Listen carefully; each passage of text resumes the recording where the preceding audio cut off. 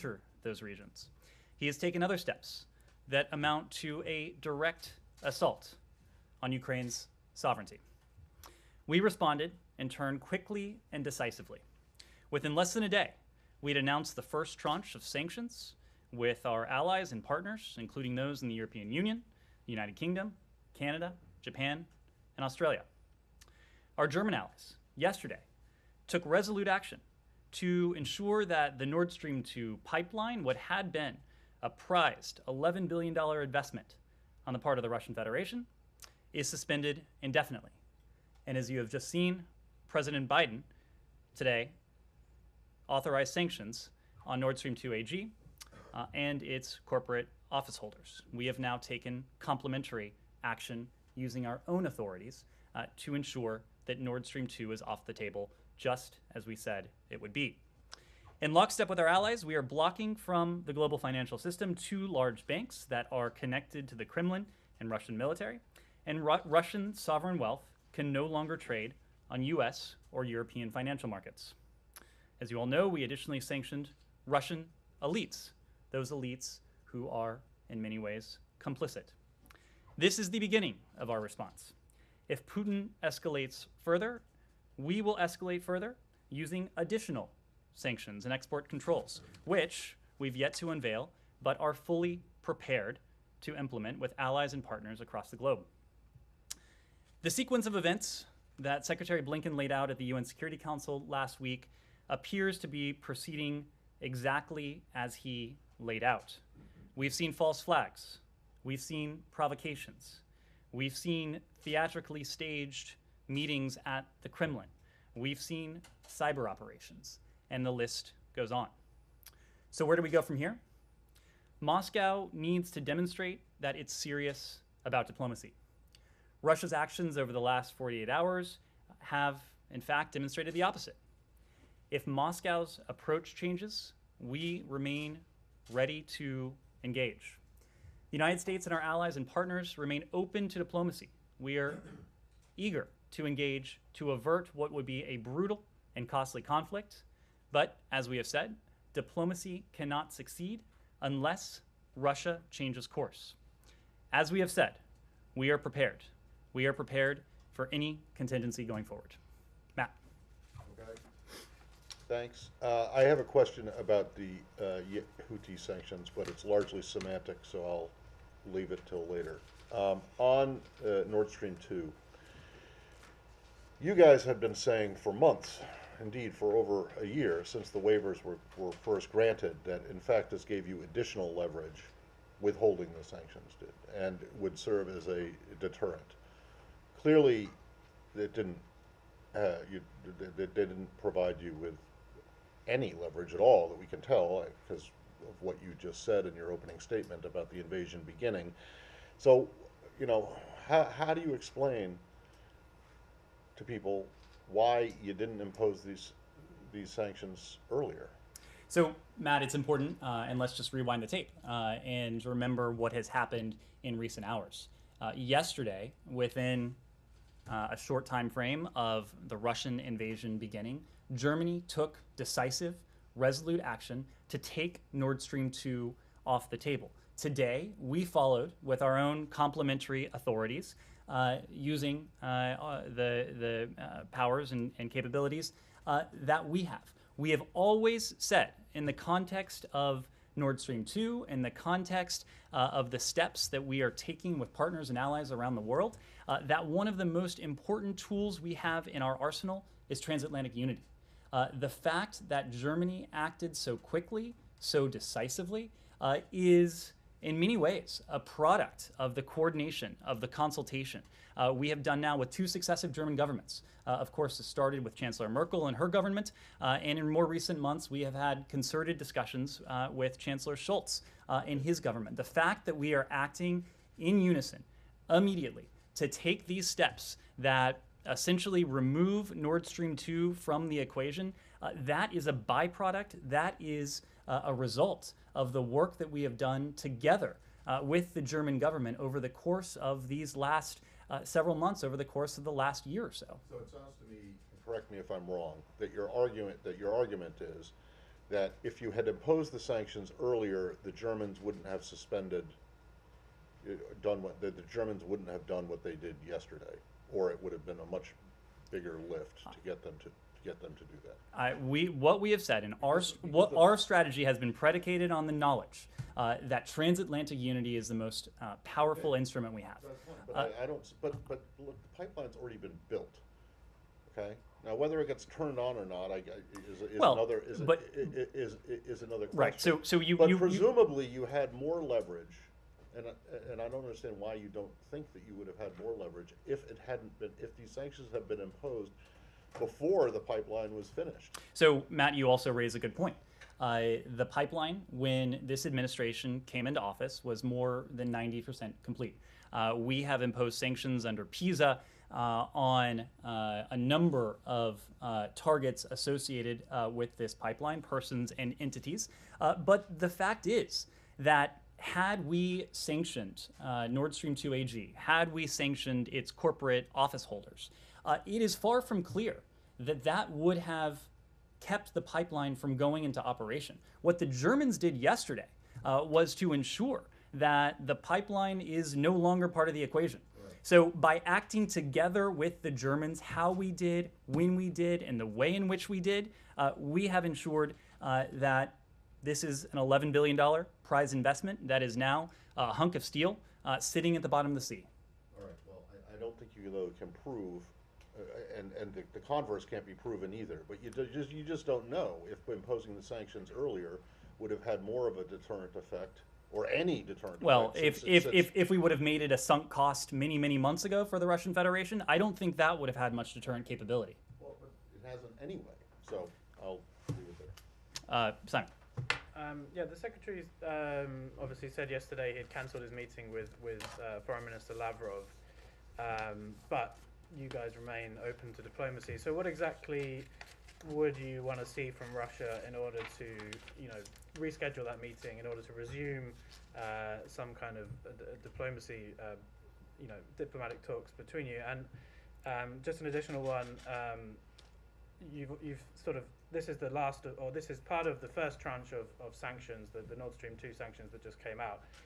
Is that the end of the first tranche, or is there more coming in that? And can you say whether more sanctions actions will be taken if Russia, doesn't escalate further from where it is now? Well, the question you ask is what we would like to see. Let me start by answering that question by letting you know what we no longer will engage in. And that is the pretense of diplomacy. You heard the Secretary use that phrase yesterday, and that is what we have seen. This is, and has been, in some ways, diplomatic kabuki theater on the part of the Russians, making statements that they are committed to a diplomatic path while their actions suggest exactly the opposite. That is not an environment in which diplomacy can achieve the results that it needs to achieve. Our goal here, even as the Russian invasion of Ukraine is beginning, is to avert the worst case scenario that we have warned about for some time now. And we have gone into great detail in terms of what that could look like. Electronic warfare, a fuller scale invasion, an attack on major urban centers, including Kyiv, a city of 2.9 million people, horrific human rights abuses, atrocities, potential war crimes.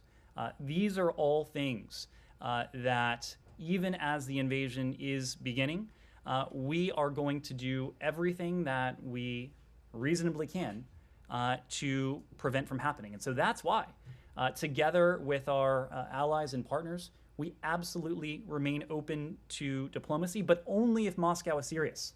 We are not going to engage in this pretense with them, during which they draw out the process, suggest one thing, do another, ready their preparations, move their forces closer to the border, develop and refine their plans as they give the world a head fake that they are actually committed to the diplomatic path.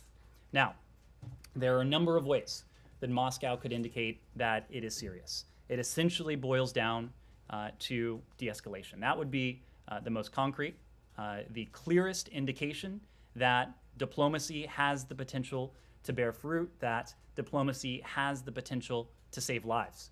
That is the kind of diplomacy we are interested in. That is also not the kind of diplomacy that we have seen any indication as of yet that Moscow is interested in.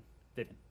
Can you comment on the reports that the U.S. informed the Ukrainian government that an attack could happen as soon as tonight, and that Kharkiv is possibly in the line of attack, that it could be directly that the Russian troops could roll over the border and attack Kharkiv tonight? What I'll say about those reports is they are entirely consistent with what we have been saying for some time now, that Russia has amassed forces along Ukraine's borders, in Belarus, positioned the assets, the heavy weaponry, the soldiers, the service members it would need to undertake an invasion of Ukraine at a moment's notice. That has been true for some time now. So for several days now, we have said the invasion is potentially imminent, meaning it could start today, it could start tomorrow, it could start next week. What we haven't seen is, and this goes back to Simon's question, is any indication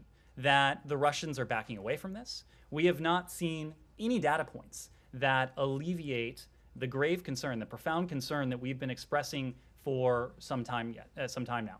So the invasion remains potentially imminent, and Moscow is poised to do precisely the kinds of things that you just outlined. Can I just follow up really quickly also on something Simon said that you and Simon discussed? With this notion of diplomacy still on the table, and now you're saying that it's possible that, Donbass is obviously being attacked, if not actually, then rhetorically, that the Russians are now, acknowledging or recognizing their autonomy and sovereignty. So how can you then justify discussions about diplomacy when this is underway? I mean, you keep on saying that the Russians have to show that they're serious, they have to de-escalate, but could they pause things right now and possibly engage in talks with the U.S., or do significant sort of scale back have to happen? Do we have to see troops falling back before that's discussed? Is Donbass being regarded differently from the rest of the country?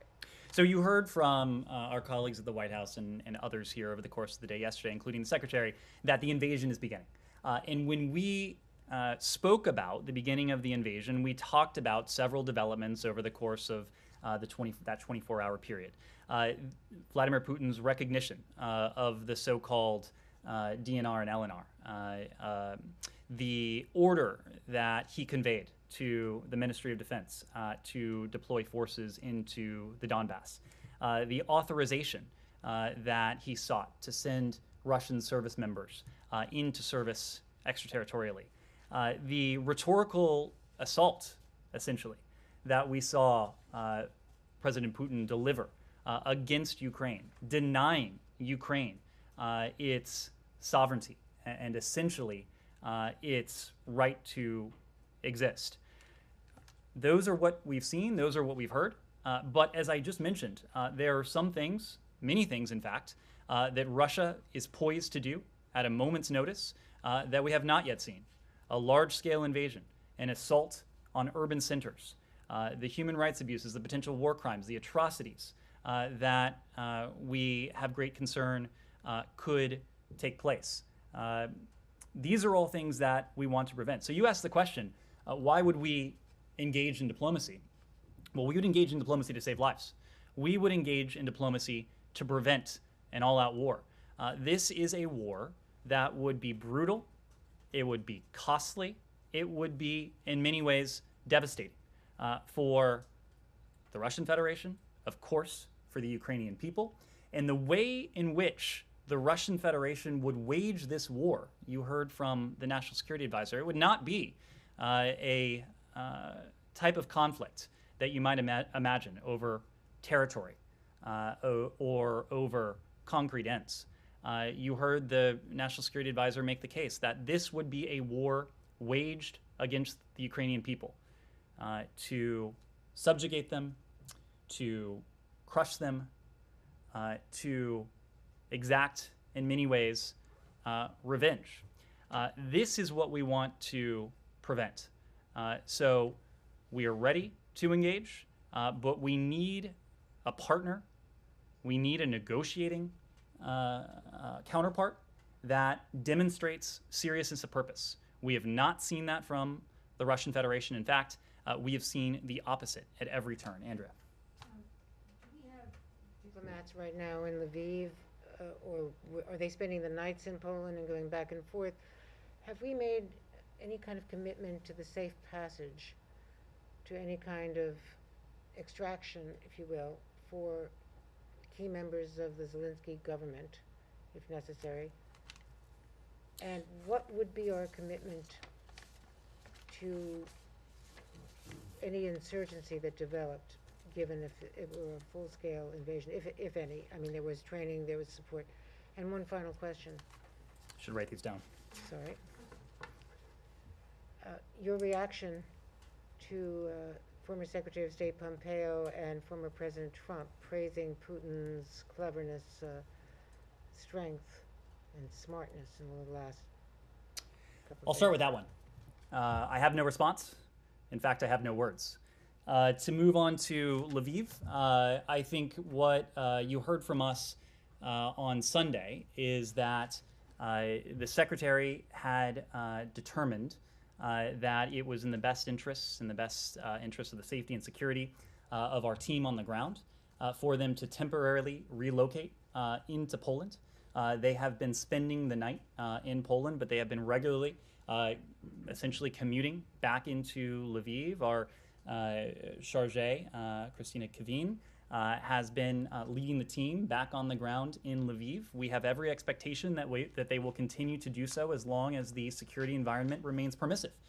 When they are on the ground in Lviv, they're able to undertake emergency consular services to help Americans who may be seeking to leave the country.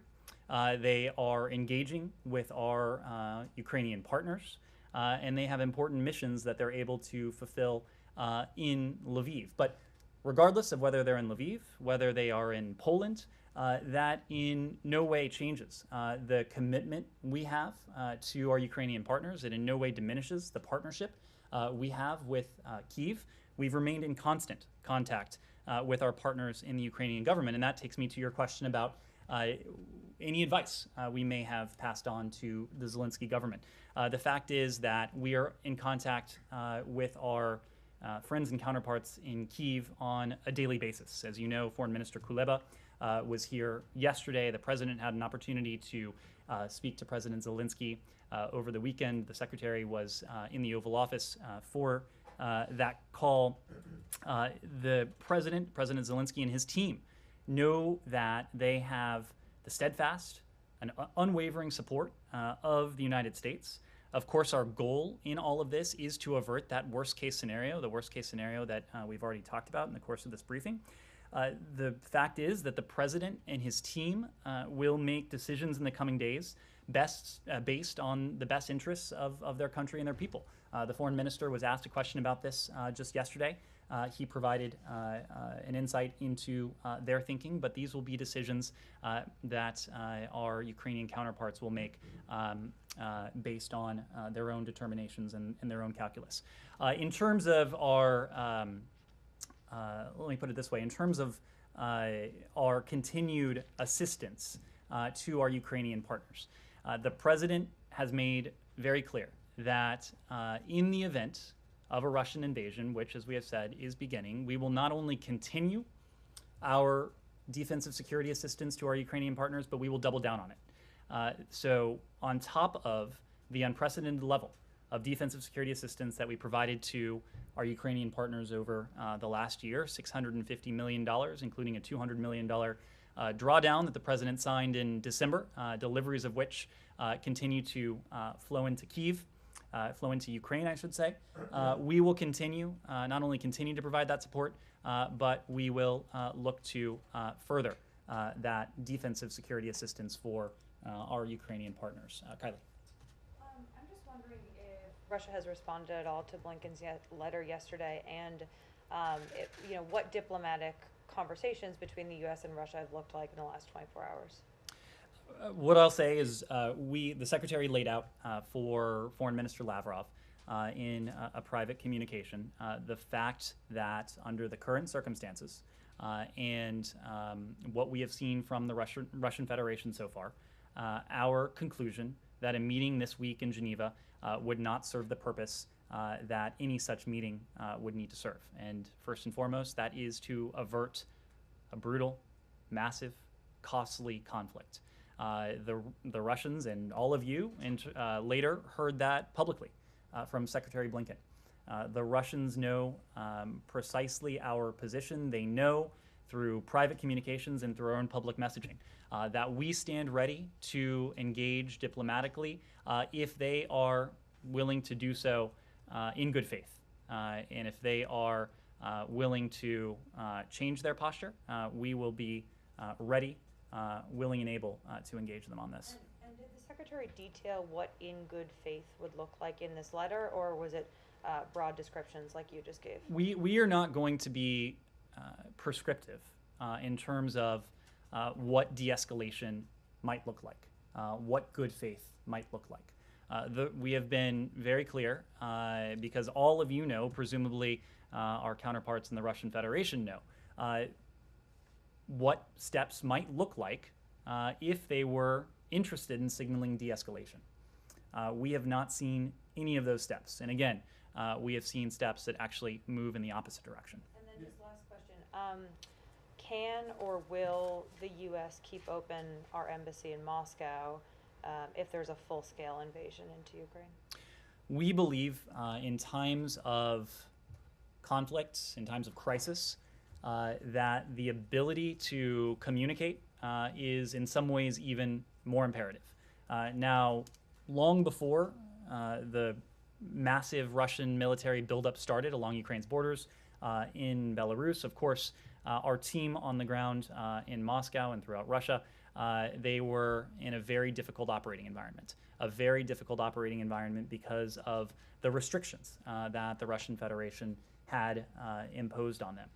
It will be our goal to be in a position to maintain diplomatic communication, the ability to convey clearly any messages that we need to send to the Russian Federation.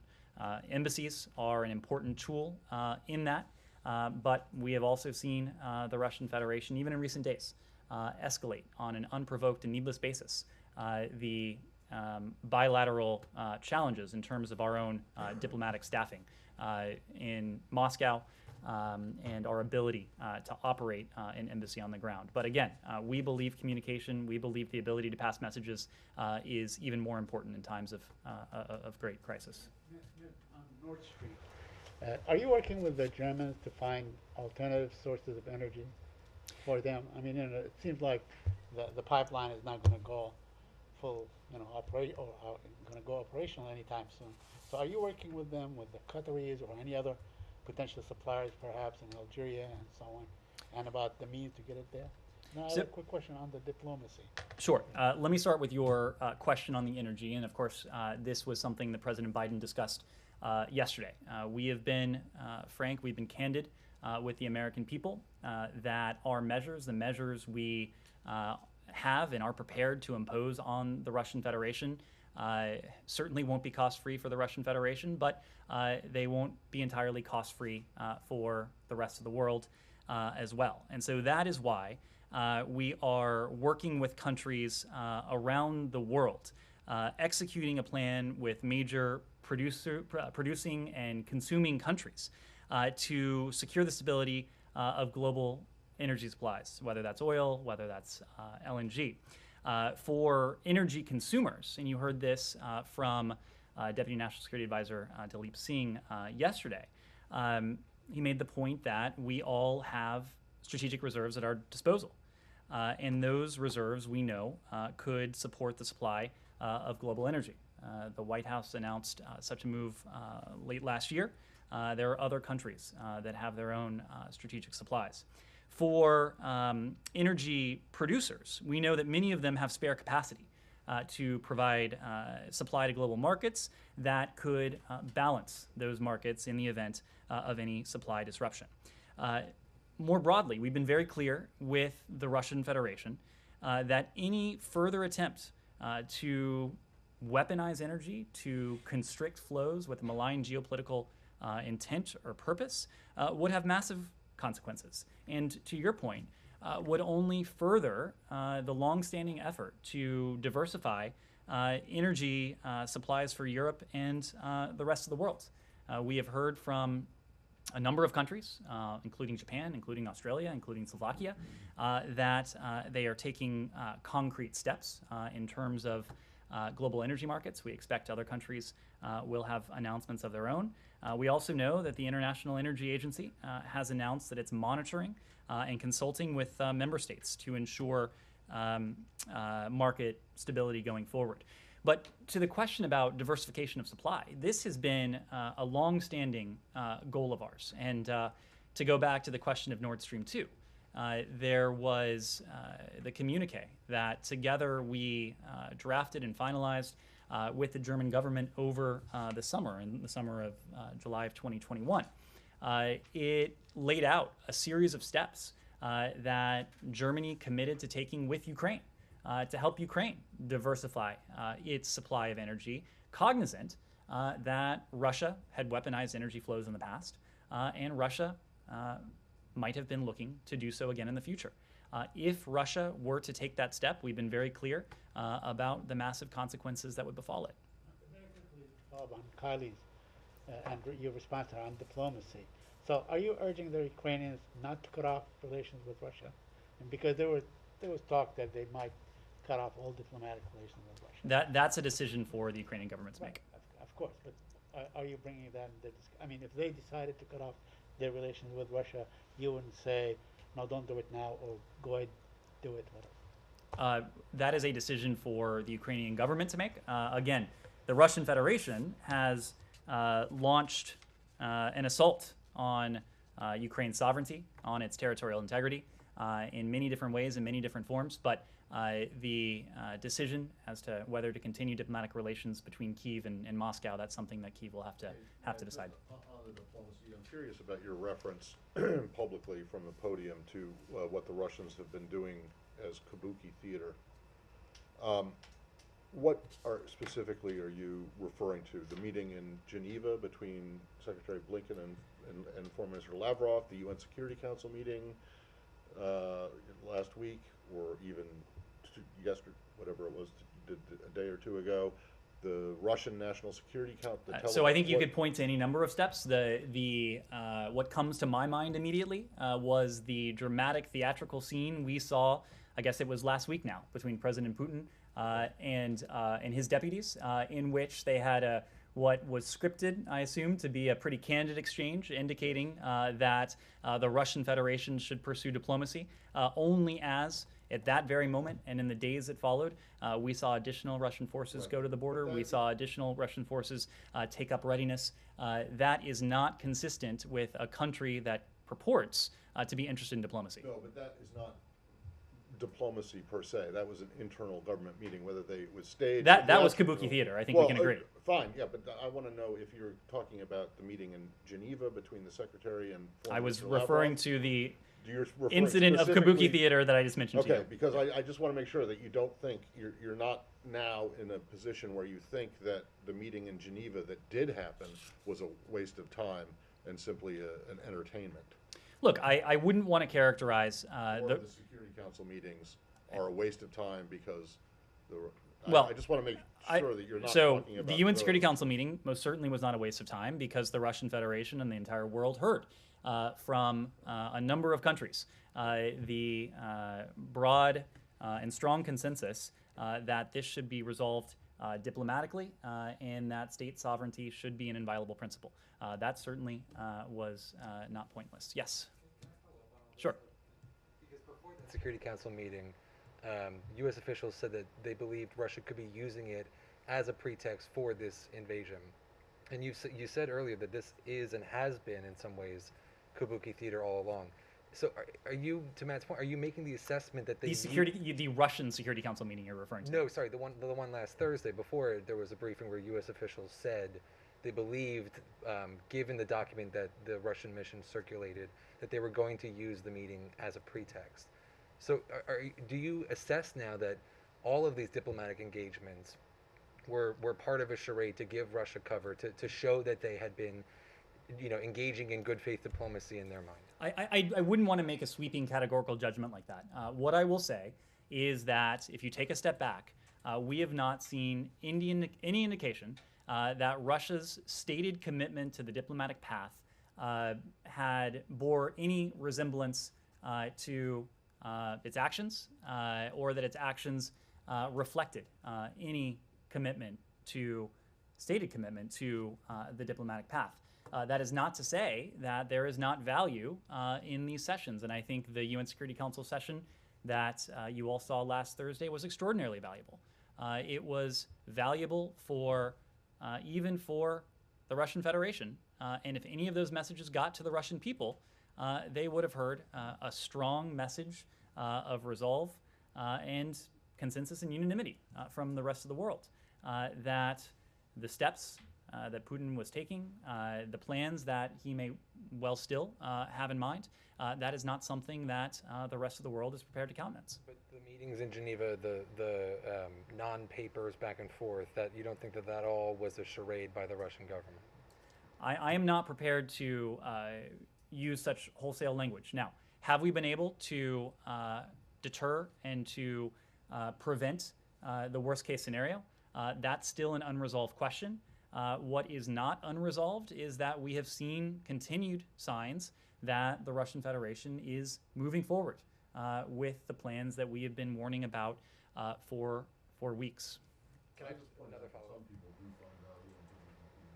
Especially the Japanese, who invented it. No. They pay to go see it. So no offense intended. Yes. Can I just another follow-up? Yesterday, Foreign Minister Kuleba said that their plan A, obviously, is to use diplomacy to deter Russia. Mm-hmm. Plan B is to defend every inch of Ukrainian territory. You've previously praised their restraint. Do you agree with their plan B? Do you think they have a right to self-defense? And if Russia moves past the current areas that the separatists control in the Donbass, do the Ukrainians have a right to respond? Of course the Ukrainians have a right to self-defense. Yes.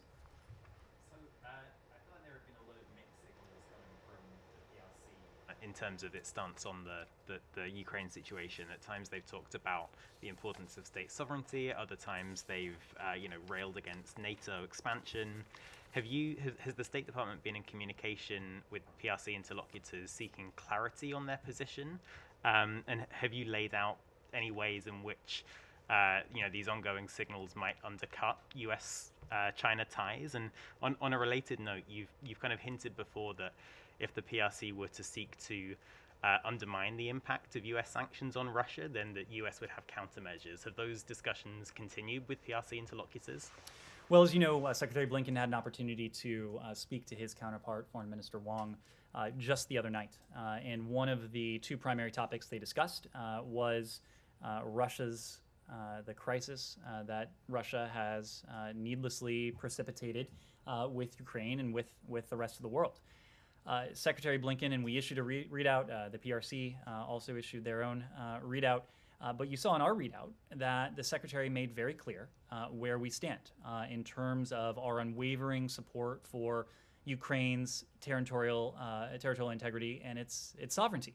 And I think especially that last point, sovereignty, should be an element that the PRC understands quite well.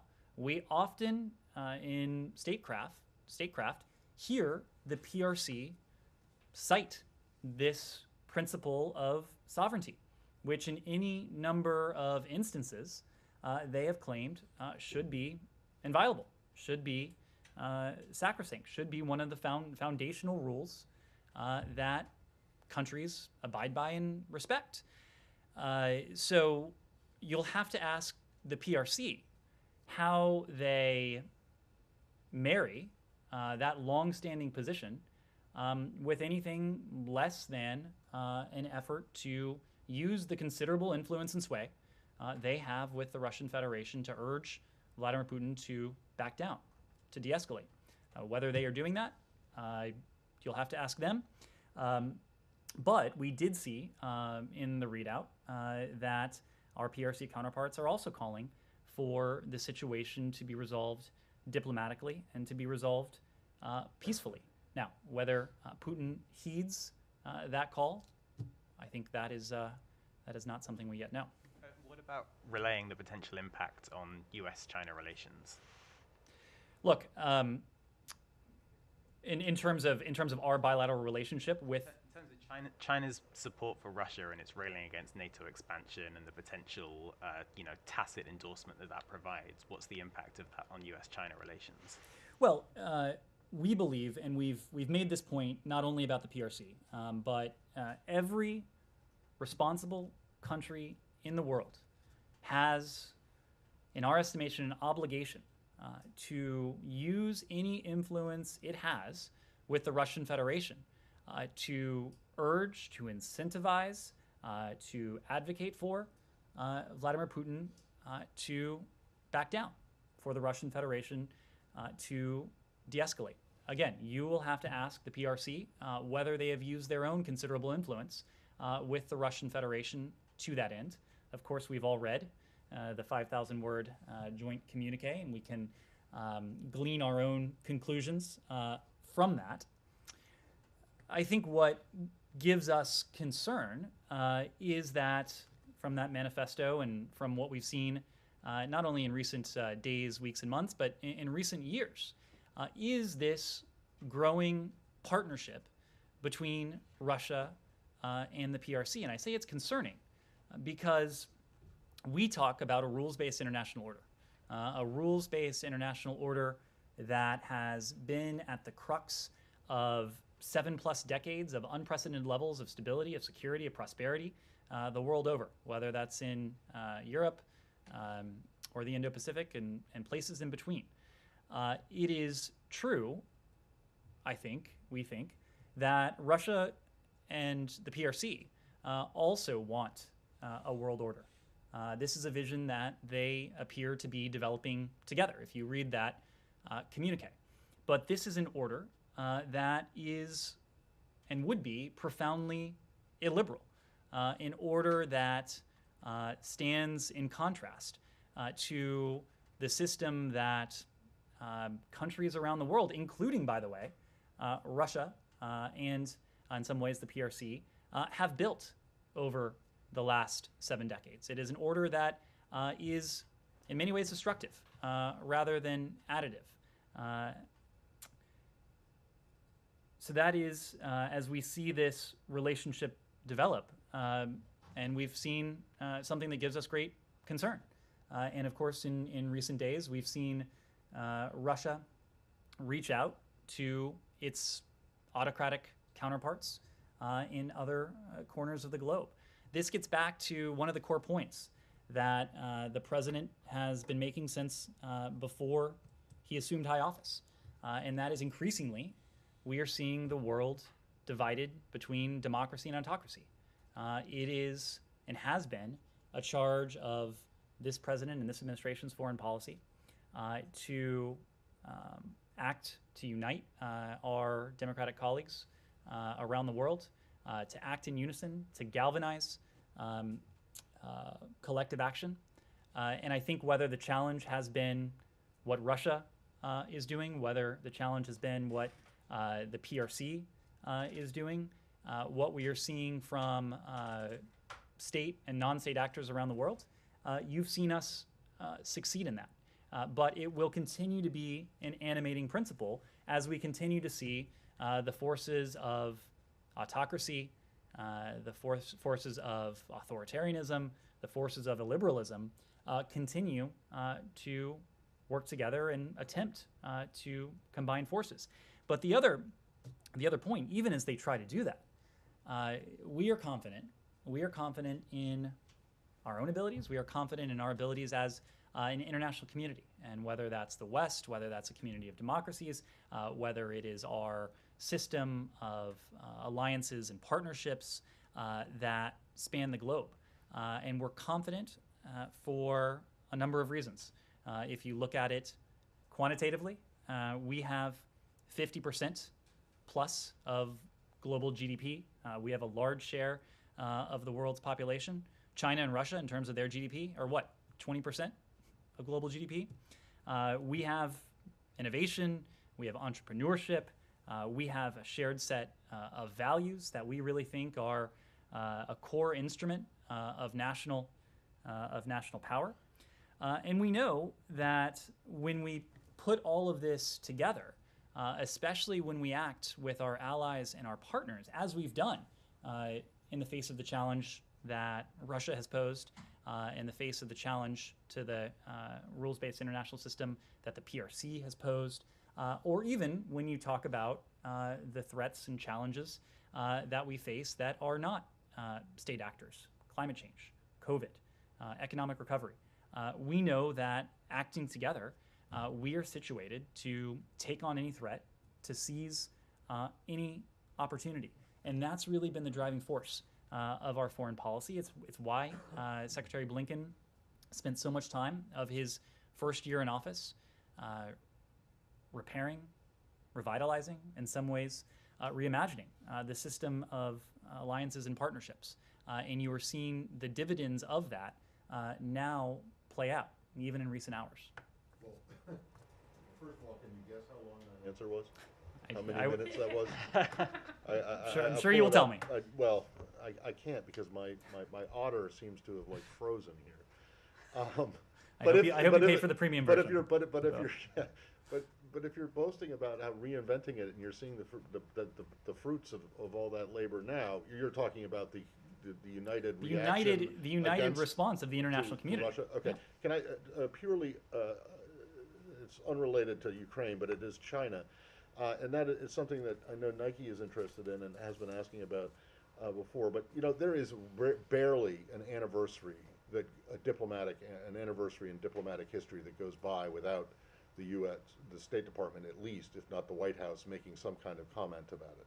And in that light, regardless of how tense or strained relations are now with China, why is it that there hasn't been any mention of Nixon's, former President Nixon's, the 50th anniversary of former President Nixon's visit to China, which was, you know, a pretty groundbreaking event when it happened, paved the way for recognition, U.S. recognition of the PRC and opening of diplomatic relations. And it seems to me that it would make sense for there to be some kind of mention of this, or are you just like embarrassed by it now and think that it should never have happened? I don't think, certainly not the latter. Matt, there are some anniversaries that we commemorate. There are other anniversaries that we don't. I'm not aware of any plans at the moment for a statement, but about, you know, like the 17th anniversary of, you know, U.S. Iceland relations or something. Not to demean Iceland, but I mean, you know, these kinds of things get attention, and this one, which was, you know, a pretty big deal, a BFD, as the president might say, at the time and since, just seems to be being ignored. I don't know that we're ignoring it. I'm not sure that I would equate not putting out a formal statement with ignoring it. Nike. On Pakistan, can I ask about Pakistan Prime Minister Khan's visit to Russia? Mm-hmm. Does the State Department have an assessment of his visit at this timing? Well, we're certainly aware of the trip and the points I made earlier about the PRC in some ways apply here. We believe it's a responsibility of every responsible country around the world to voice concern, to voice objection to what Putin appears to have in mind for Ukraine. We've communicated to Pakistan our position regarding Russia's further renewed invasion of Ukraine, and we have briefed them on our efforts to pursue diplomacy over war. We have a long-standing partnership and cooperation with Pakistan. We view our partnership with a prosperous, with a democratic Pakistan as critical to U.S. interests, and we certainly hope when it comes to those shared interests the aversion of a costly conflict, the aversion of a destabilizing conflict, that every country around the world would make that point clearly in unambiguous language in their engagements with the Russian Federation. Andrea. Can I just follow up on Khan's visit? On the timing of his visit, is it to the U.S. read that he's indirectly endorsing Putin? You would have to ask the Pakistani government what the intent your is. read. You would have to ask the Pakistani government. I'm just not in a position to offer an assessment on the timing of a foreign counterpart's travel to another country. Yes, Andrea. A different assessment of Vladimir Putin than the one that this government had, that this president had after Geneva, or was the previous assessment wrong? The previous assessment and the assessment now is that we would prefer a relationship with Russia that is stable and predictable. But at every turn before Geneva, or just about every turn before Geneva, and at turns since Geneva, the Russian Federation has indicated that they have apparently little interest in that type of relationship. So we've always said that, and we said this before Geneva when we responded decisively in response to interference in our elections, in response to the Russian Federation's use of weapons of mass destruction against dissidents on foreign soil for solar winds, that we would respond decisively, strongly in response to these types of activities. We have. The same is true if Russia continues its invasion of Ukraine. Same principle applies. Separate question on a different subject, if I could ask a quick question about Iran. Okay. Any final questions on Russia, Ukraine before we move on? Okay. Please. Yes. Today, the Russian ambassador to Washington said that he doesn't remember a single day that when Russia lived without restrictions from the Western world. Putin proved he's immune to sanctions. He has $600 billion in Federal Reserves. He has been in the driving seat, making decisions to which the West is responding now, and was responding since 2008. Are you thinking of a strategical approach to deal with this? You just said that they are trying to change the world order. So to the statement from the Russian Federation that they have been under sanctions since 2014, that is, of course, accurate. The sanctions that we have put in place and that we will continue to put in place are qualitatively different from any measures that the United States or any other country has imposed on the Russian Federation, including in 2014. So if they are comparing what they've been under now to what they will be under in going forward, if this invasion moves forward, that would be a profound miscalculation on their part. When you talk about and think about the sanctions that we've already put in place, Nord Stream 2 is off the table. The Germans have taken decisive action. We have taken decisive action. That's an $11 billion project that is now a piece of steel at the bottom of the ocean. We have, in lockstep with our allies, put in place blocking sanctions against the fifth largest Russian financial institution. That's $50 billion in assets. We've put in place blocking sanctions against another bank that funds the Ministry of Defense with some $35 billion in assets. In other words, these institutions can no longer make any transactions with the United States or with Europe, given the EU's own corresponding actions in this regard. Here's the other point. With the authorities we have, with the intent we have, no Russian financial institution is safe if the invasion proceeds. As you heard from Dalip Singh yesterday, we are ready at the press of a button to take action against the two largest financial institutions in Russia. Together, these are institutions that hold $750 billion in assets, $750 billion in assets, half of the total Russian banking system. There are other measures and moves we have in store and that are ready if Russia continues with this invasion, including export controls, targeted sanctions against oligarchs and elites, and other measures. So the Russians can depict these moves however they would like. I think it is noteworthy what we heard from our Ukrainian partners yesterday. You heard from Foreign Minister Kuleba as he was standing right next to Secretary Blinken here at the department. He said that, quote, "We do appreciate the sanctions which were announced today. They target Russia. They're very specific.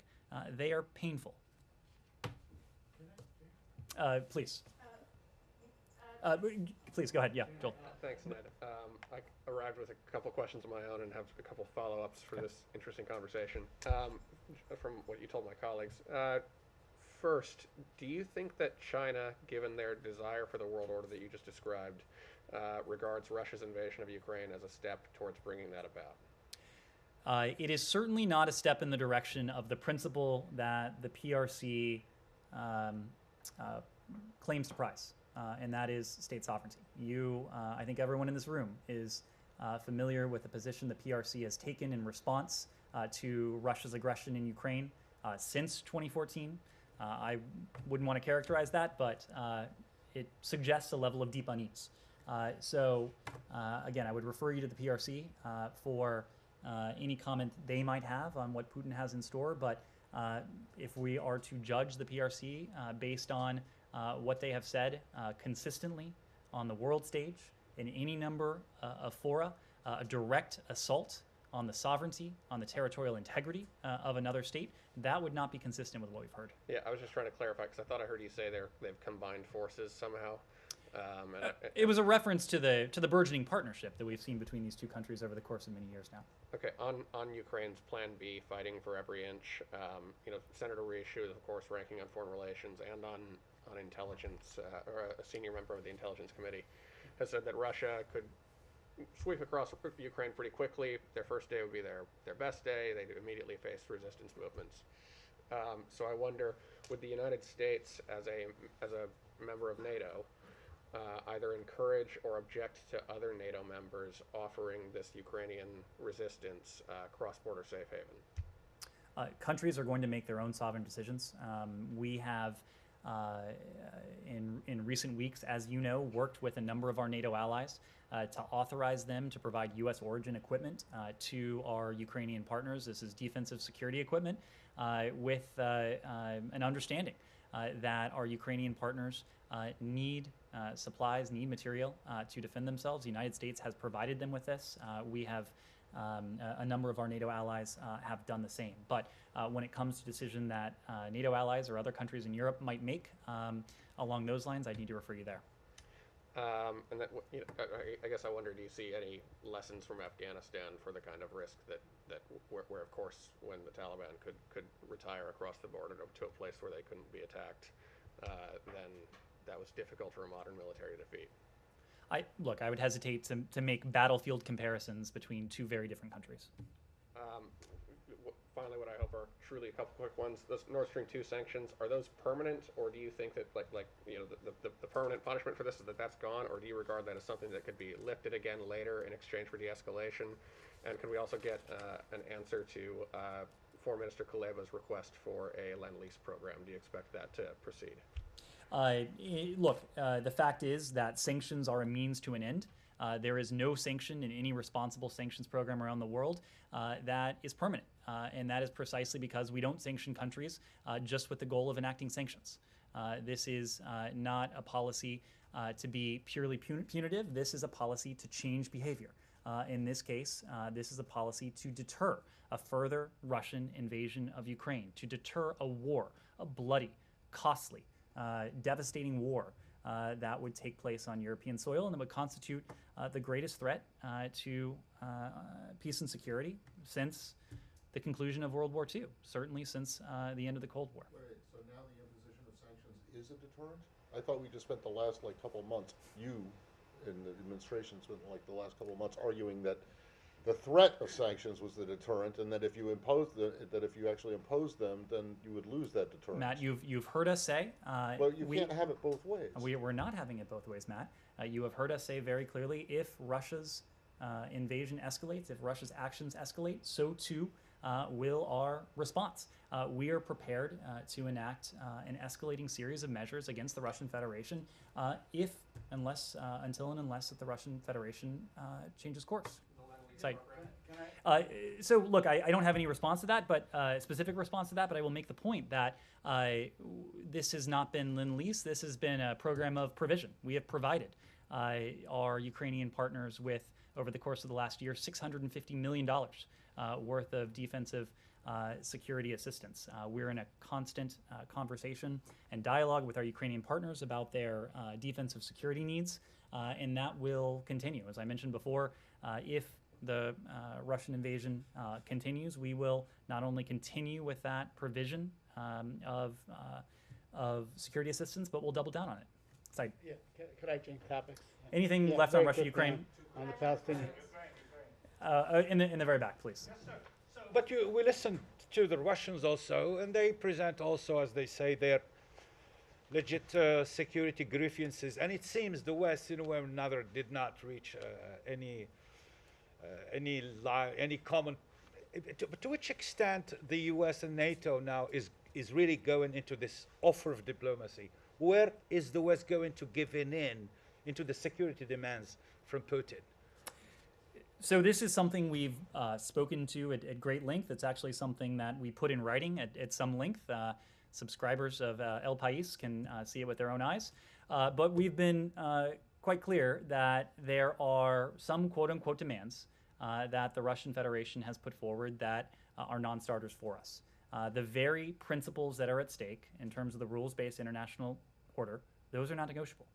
The idea that any other country can dictate the policy choices, whether foreign policy or domestic policy of any other country. That is not something we're going to negotiate. International borders, internationally recognized borders, sovereignty, the inviolability of borders, that is not something that is up for negotiation. But there are some areas that would improve our security, our own security environment, the security environment of the transatlantic community, and could address some of the stated security concerns of the Russian Federation. And we've delineated a series of those. Discussions regarding the placement of offensive missiles in Europe, broader arms control protocols, protocols regarding stability and transparency, confidence building measures. There are a number of areas that we think have the potential to be fruitful if we find a negotiating counterpart in the Russian Federation that operates in good faith. We have not found that yet. And I think at this stage, those sort of broader areas may not take precedence to the first priority that we have, and that's averting a bloody, costly, devastating war in Ukraine.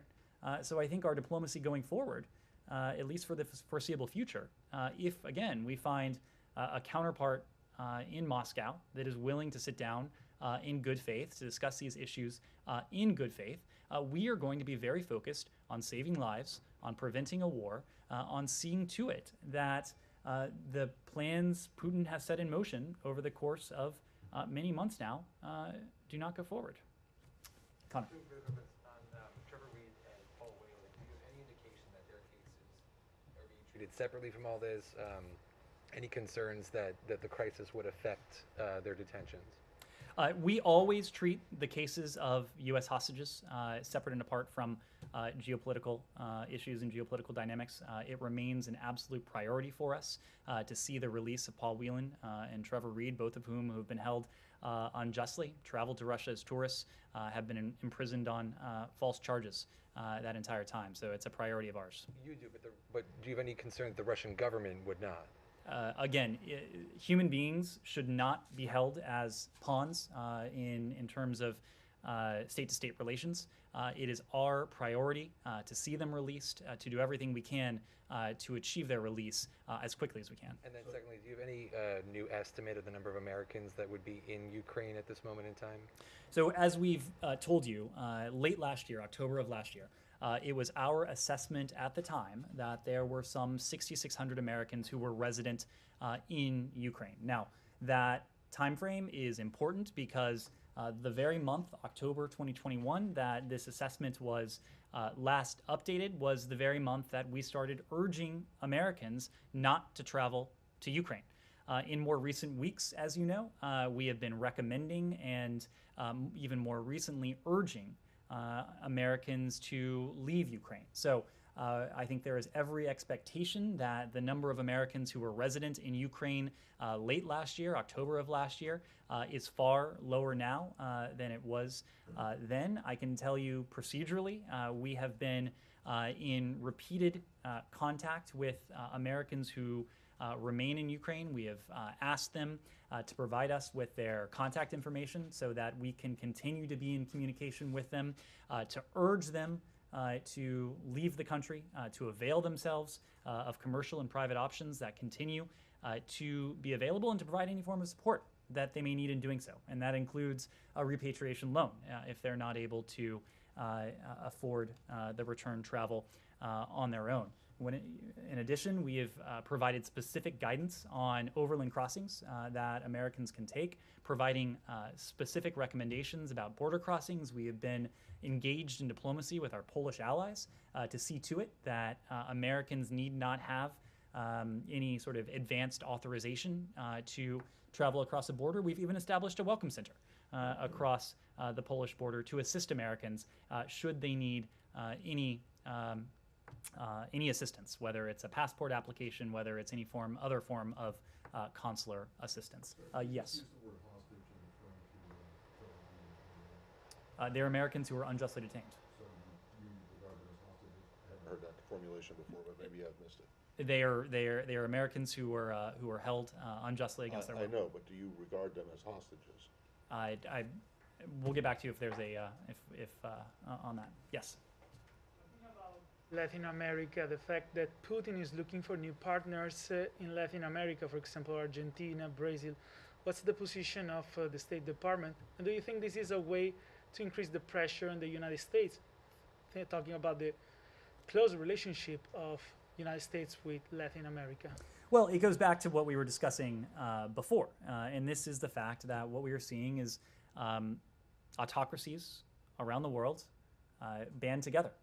And we've seen, in some ways, Russia at the vanguard of this activity. When it comes to their motives or intentions, that's not something I would want to speak to from here. I would refer you to Moscow to speak to their own foreign policy decisions. But we have certainly seen Moscow reach out to some of the most repressive, autocratic, undemocratic governments in this hemisphere. That includes Nicaragua. That includes Cuba. That includes Venezuela. Yes, Said. I want to move to the Palestinian issue, and I have a quick one on Iran. On the Palestinian issue, on the Palestinian issue, I know I have asked in this room many times before on your position regarding the practice of administrative detention by Israel, to which all Palestinians at one time or another probably experienced. But there's one particular case, a 14-year-old boy who has been falsely accused. One Israeli judge after Israeli judge threw it out of court, but the authorities keep him in prison. They keep renewing this. He has a neuromuscular disease. He might die in prison. Will the United States call on Israel to quit this practice, especially against children who have been found innocent by their own judicial system? Said, you've heard this from us before, but And we the boy's urge. name, by the way, is just for the record, Amal Nakhla. We urge the full respect for human rights in Israel and the West Bank and Gaza.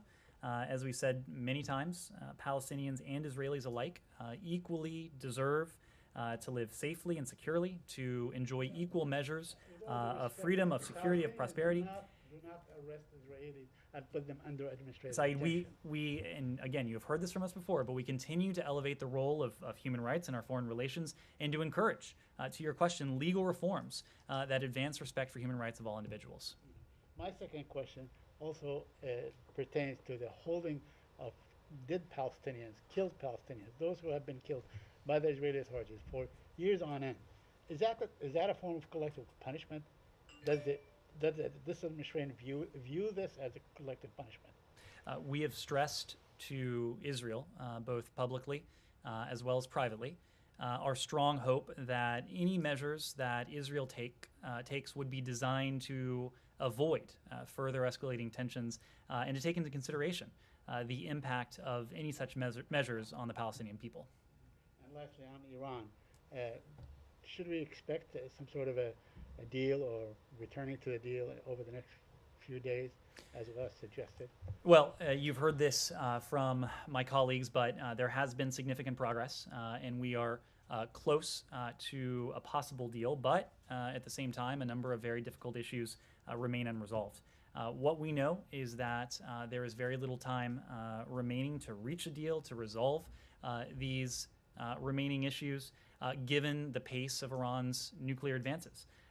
You've heard us say this before, but it remains true that even as we are narrowing the set of issues we're discussing, nothing is agreed until everything is agreed.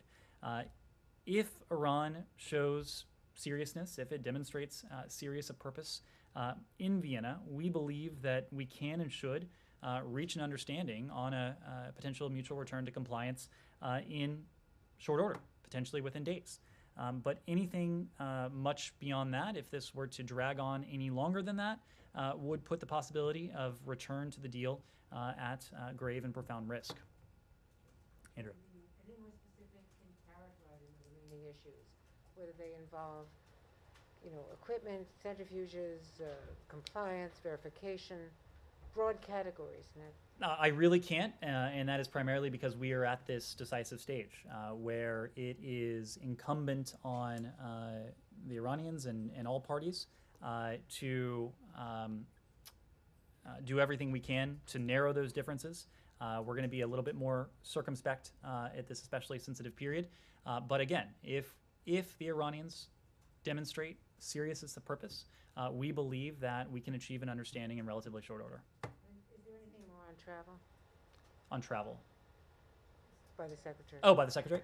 We do not have any travel to announce or to preview at this time. The Secretary has been working the phones. He's been on with Joseph Borrell of the EU today. He spoke to his British counterpart, Elizabeth Truss, earlier today as well. And I expect you will see him continue to engage with his counterparts around the world. Yes? We saw the designations today, and in the statement you said they are intensifying the humanitarian crisis. When you removed them last year from the terrorist organization list, you said you did that for humanitarian purposes. Is the State Department, my first question, is the State Department objecting designating them as a terrorist organization? So as you know, there's a review underway regarding that very question, so I'm not in a position to speak to it in any great detail. What I can say is that we have a number of tools at our disposal, including the tools we use today in mounting sanctions and designations against these Houthi-affiliated individuals and entities that can hold the Houthis accountable for their reprehensible behavior. We are committed to doing so. We will continue to do so. We will use every appropriate tool to hold accountable those Houthi leaders who are responsible for the terrorist attacks against our partners in the region, for the violence in Yemen itself, for the humanitarian emergency, which by many estimations is now the world's worst humanitarian catastrophe, with some 16 million people who are suffering from food insecurity and malnutrition. So we are committed to doing everything we can to bring this conflict to an end, knowing that only through a diplomatic resolution will we be able to, on a sustainable basis, calm the violence, ease the humanitarian suffering of the Yemeni people, and mitigate the threat that the United States and our partners face from the Houthis, including in the context of these attacks. Iran, do we expect anything regarding the detainees ahead of the deal? Again, this is an issue that is of the utmost importance to the United States. At every single opportunity, we make the release of Americans, of other third country nationals, a priority of ours. We have been clear that the nuclear negotiations in Vienna and our efforts to see our unjustly detained citizens released, these operate on separate tracks precisely because a potential return to the JCPOA has always at best been an uncertain proposition, and we want the release of our citizens to be a certain proposition. So we have not explicitly tied our Americans, tied these individuals, these detainees, to progress in the nuclear talks. But as Rob Malley has made clear, it is certainly, it colors our engagement in Vienna and elsewhere, knowing that this is a government that is unjustly detaining Americans and other third country nationals. So in every other context we're doing this, but certainly in the case of Iran, we're making every effort to see our Americans, to see other third country nationals released just as quickly as possible. So back on Yemen and the Houthis. And I realize that a lot of people probably think this is just a semantic thing, so I'll keep it short. But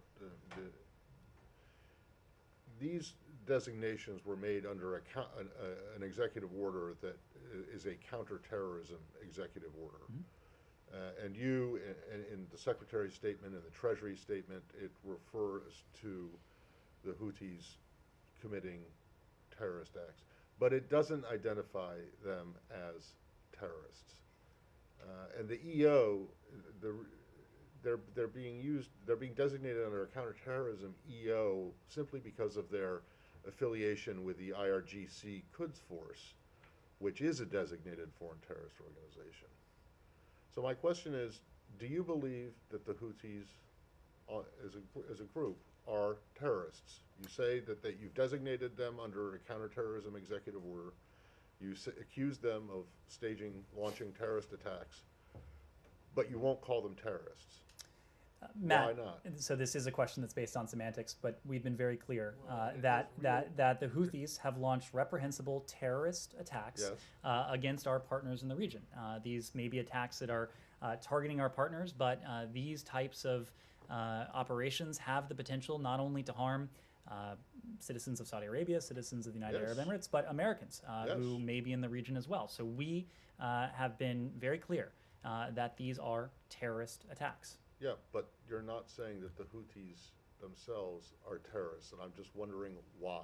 And yes, it's a semantic argument, but I'm just looking at a statement that came out from Senator Murphy and a bunch of his colleagues urging you not to reinstate the foreign terrorist organization designation against the Houthis. So, because it would cause grave damage and economic, humanitarian, even worse humanitarian disaster. But yet, today, you have designated these individuals and entities under a counterterrorism executive order and accused them of committing terrorist attacks. So what's the problem? Why can't you identify it the is Houthis completely as terrorists? consistent that a certain label and a certain authority, in this case the FTO, not be applied to a group that can commit terrorist attacks. There are any number of examples. The groups that aren't FTOs, that you know well, that have committed over the course of years consistent terrorist attacks. This is a question of semantics. This is a question of legal authorities. It's a question of political will, right? It is a question of us demonstrating that we have a number of tools and a number of authorities to hold Houthi leaders and others affiliated with this movement accountable for their reprehensible actions, including the terrorist attacks that they've undertaken in recent days against our partners in the region. Can you give me an example of a group that has been committing terrorist attacks for decades that has not been labeled an FTO? Matt, I think there are a number of examples. You could look at the Taliban as a group that is not an FTO that I think you would probably agree has committed terrorist attacks. Thank you all very much.